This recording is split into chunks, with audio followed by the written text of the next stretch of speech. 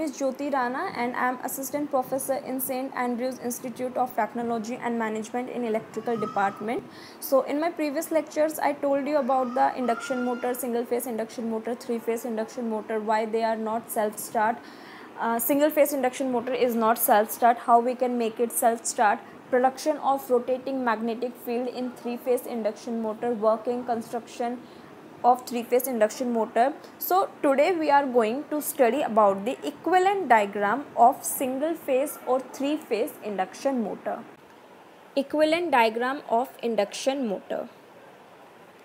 The energy is transformed from primary stator winding to secondary rotor winding entirely by induction. Therefore induction motor is essentially a transformer. Transformer में भी हम primary winding से secondary winding में अपनी energy transfer करते हैं. Induction motor में भी हम अपनी प्राइमरी स्टेटर वाइंडिंग से रोटर सेकेंडरी वाइंडिंग में एनर्जी ट्रांसफ़र करते हैं. तो हम बोल सकते हैं कि जो इक्विवेलेंट डायग्राम या स्टैटिक इनिशियल स्टेज पे जो इंडक्शन मोटर की वर्किंग होती है is similar to that of transformer. Equivalent circuit of an induction motor enables the performance characteristics which are evaluated for steady state condition. An induction motor is based on the principle of induction of voltages and current. The voltage and the current is induced in the rotor circuit from the stator circuit for the operation. The equivalent circuit of an induction motor is similar to that of transformer. Stator circuit model.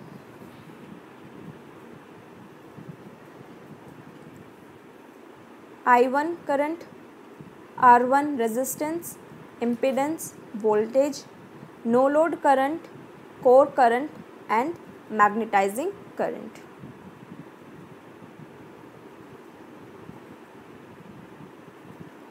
इसमें मैंने I note क्यों consider किया है, because जब मेरी stator या जब मेरी मशीन इनिशियल स्टेज पे होती है और मेरी जो मेरा करंट होता है वो सिर्फ मेरे स्टेटर को मिल रहा होता है, नॉट टू माय रोटर, तो उसमें एक नो लोड करंट फ्लो करता है that is known as I nought, जो कि सप्लाई से आके स्टेटर के थ्रू फ्लो तो करता है बट उसका कुछ आउटपुट नहीं मिलता because secondary winding is not connected to load at that time. So that current is known as I nought current and it is the sum of core current and magnetising current. The stator circuit model of an induction motor consists of a stator phase winding, resistance R1, stator phase winding leakage reactance X1. The no load current I0 is simulated by a pure inductive reactor X0 taking the magnetizing component I mu and a non-inductive resistor R0 carrying the core loss current I omega. Thus, the total magnetizing current I0 is considerably large in case of induction motor as that of transformer. This is because of the higher reluctance caused by the air gap of the induction motor. Here we have the circuit model of rotor. This is known as the circuit model of rotor at the moving condition or when the rotor is connected to the load. When a three-phase supply is applied to the stator winding, a voltage is induced in the rotor windings of the machine. The greater will be the relative motion of the motor and the stator magnetic fields. The greater will be the resulting rotor voltage. The largest relative motion occurs at the standstill condition. This condition is also known as the located rotor or blocked rotor condition. If the induced rotor voltage at this condition is E20, then the induced voltage at any slip. The rotor resistance is constant and independent of the slip. The reactance of the induction motor depends upon the inductance of the motor and frequency of the voltage and current in the rotor. सो ये मेरा approximate equivalent diagram है. इसमें मैंने stator और rotor दोनों को combine कर दिया है. The equivalent circuit is further simplified bye shifting the shunt impedance branches R0 and X0 to input terminals. The approximate circuit is based on the assumption that V1 is equals to E1 is equals to E-2 in the above circuits. The only component that depends on the slip is resistance. In all other quantities are constant. इसको मैं एक बार दोबारा से आप लोगों को equations की help से बताती हूँ कि स्टैंड स्टिल कंडीशन पे तो induction motor is actually a static transformer, जो कि मैंने आपको पहले ही बताया था, having its secondary rotor winding short circuit. So stator की EMF क्या होती है, per phase E1 is equals to √2 pi F K means constant, ω1 stator winding factor, phi N1. So N1 is the number of stator poles per phase, phi is the flux, k ω1 is equals to stator winding factor. So rotor EMF at standstill क्या हो जाएगी, E2 is equals to √2 phi f k ω2 phi 2 N2. अब मैं यहाँ पे E1 upon में E2 निकाल लूँगी, जो कि मेरा इक्वल हो जाएगा A रिडक्शन फैक्टर के, where NE1 is the effective stator turns per phase and NE2 is equals to effective rotor turns per phase. Equivalent diagram same जैसे कि हमने पहले पढ़ा है। मेजर कंपोनेंट्स हैं I1, R1, X1 and I0। फिर rotor का इक्विवेलेंट सर्किट, यहाँ पे दो रोटर के इक्विवेलेंट सर्किट है, one when rotor is at standstill and second when rotor is in motion. तो रोटर जब मोशन में है, the only difference is that हमारी सेकेंड EMF के साथ में एस स्लिप ऐड हो गई है।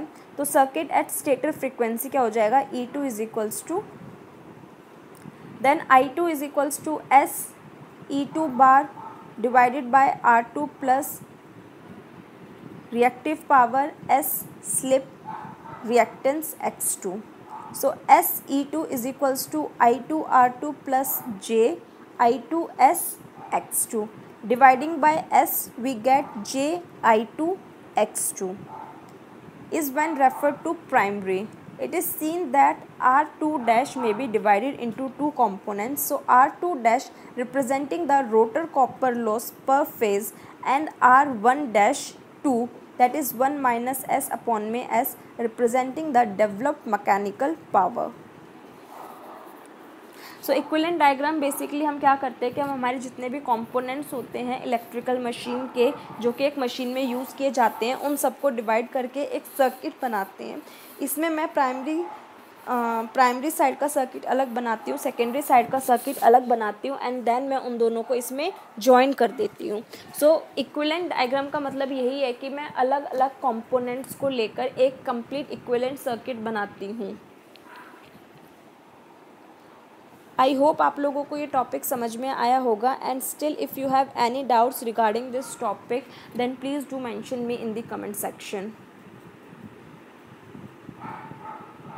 So today I am going to tell you about some important formulas about which are related to the induction motor.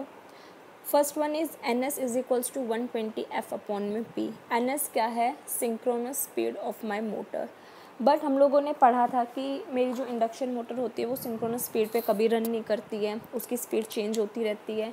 So how we can calculate the synchronous speed of induction motor. So synchronous speed का मतलब यहाँ पर है final speed. Induction motor मेरी वो Motors होती है जिसकी स्पीड को मैं इंक्रीज़ या डिक्रीज़ कर सकती हूँ, बट एक पॉइंट हर मशीन का ऐसा होता है कि जिसके बाद उसकी स्पीड इंक्रीज़ नहीं होती है। तो सेम NS मेरी वही स्पीड है, मेरी हाईएस्ट स्पीड, जिसके बाद में कि मैं अपनी मोटर की स्पीड को फर्दर चेंज नहीं कर सकती हूँ। सो NS क्या होती है, वो स्पीड मेरी क्या होती है, 120 F अपॉन में P, where F 120 is my phase difference between the three phases, F is my frequency and P is my number of poles. Second है S is equals to NS minus NR divided by NS. So यहाँ पे मेरा S क्या है, S है मेरी synchronous speed, NS क्या है, मेरी final highest speed या फिर synchronous हाईएस्ट स्पीड आप बोल सकते हैं, एंड NR मेरी क्या है, NR मेरी रोटर की वो स्पीड है कि जब मेरे रोटर ने रोटेट करना स्टार्ट किया तो उसकी इनिशियल स्पीड कितनी थी। तो इसका स्लिप कैसे निकालते हैं कि मैं अपनी फाइनल स्पीड में से अपनी इनिशियल स्पीड को माइनस करके divided by my final speed. और स्लिप का मतलब क्या होता है, that N induction motor never run at synchronous speed. Let us consider for a moment that rotor of induction motor is rotating at synchronous speed. Under this condition, the rotor conductors could not cut the flux, so there is no production of generated voltage and torque. Therefore, rotor speed is slightly less than synchronous speed. हाँ, मेरी जो rotor की speed है वो मेरी हमेशा synchronous speed से कम ही होती है, वो कभी भी उसके इक्वल नहीं होती है। और अगर वो उसके इक्वल है तो मेरी मोटर उस कंडीशन में रन नहीं करेगी, उस टाइम पे जो मेरी स्लिप होगी is equals to 0। There is no relative speed between flux, field flux and rotor speed. The difference between the synchronous speed and the actual speed of rotor is known as slip. Ns is equals to synchronous speed in RPM and n is equals to actual speed of rotor in RPM. तो slip speed क्या होती है? S is equals to ns minus nr. slip क्या होगी? S is equals to ns minus nr upon में nr। और अगर मुझे परसेंटेज ऑफ स्लिप निकालनी है तो वो मैं कैसे निकालूंगी? ns माइनस nr अपॉन में ns multiplied by 100। The slip at full load varies value about 5% for small motors to about 2% for large motors.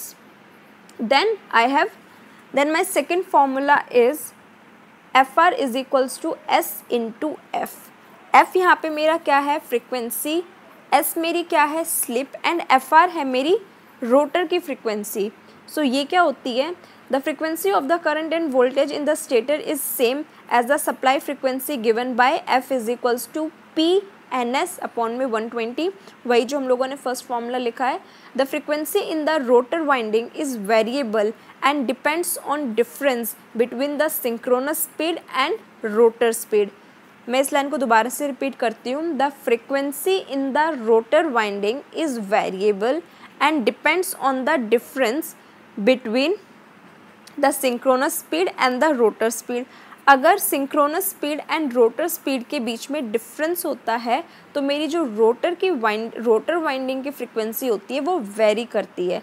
So the rotor frequency is given by F R is equals to P number of poles N S minus N R divided by 120। Also F R upon में F is equals to N S minus N upon में N S. So slip क्या होगा इसमें? N S minus N upon में N S, और rotor frequency क्या हो जाएगी? Is equals to S F slip into frequency. इसको मैं आप लोगों को करके बताती हूँ।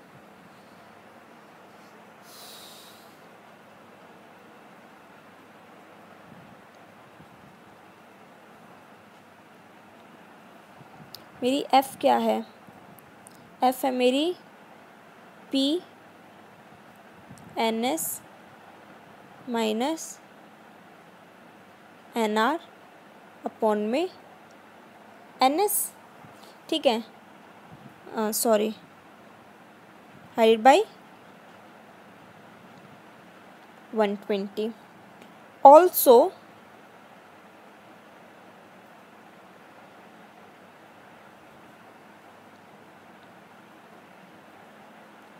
एफ आर अपॉन में F is equals to N S minus N R divided by N S.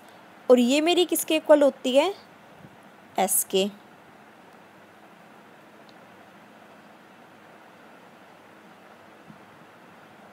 तो मैं ये ना लिख के यहाँ पे एस भी लिख सकती हूँ, और फिर मैं इसको यहाँ से ले जाके यहाँ बना दूँ तो मेरा बन जाएगा कि रोटर की frequency is equals to slip into frequency.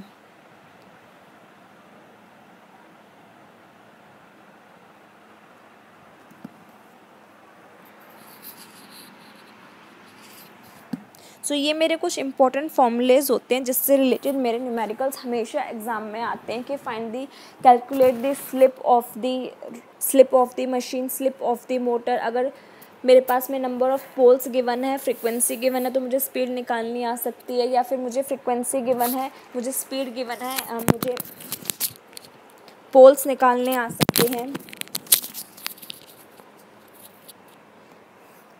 सो इस टाइप के न्यूमेरिकल्स एग्ज़ाम में बहुत ज़्यादा आते हैं। सो प्लीज़ इन न्यूमेरिकल्स के लिए थोड़ा सा ध्यान देना।